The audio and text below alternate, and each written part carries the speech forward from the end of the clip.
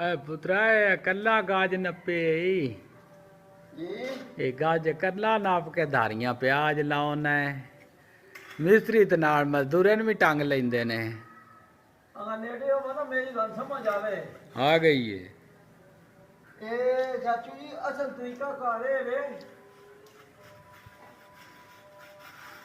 भाई दादी सीधी लगी होवे ना सीधी लगी होवे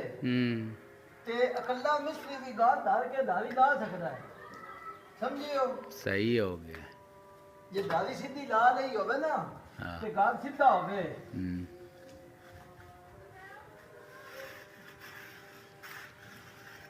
उत्थे अकल्ला मिस्त्री दादी ला सकता है ठीक है अगर पे हम ਤੁਹਾਡੇ सामने गालदार है दाल को नहीं डिग्गी हां दाल खाओ बिल्कुल सीधी दाल पहले सीधी लाई होवे गाल सीधा होवे अंज आई गाल देखना आज गाल सीधा है डिंगा है गाल सीधा होवे तो दाली सीधी लगदी अगर गाल डिंगा होवे तो दाली सीधी नहीं लगदी ते दूजा जिस टाइम दाली लाओगे तो दाली बार बार डिगे नहीं समझ आ गई गल दी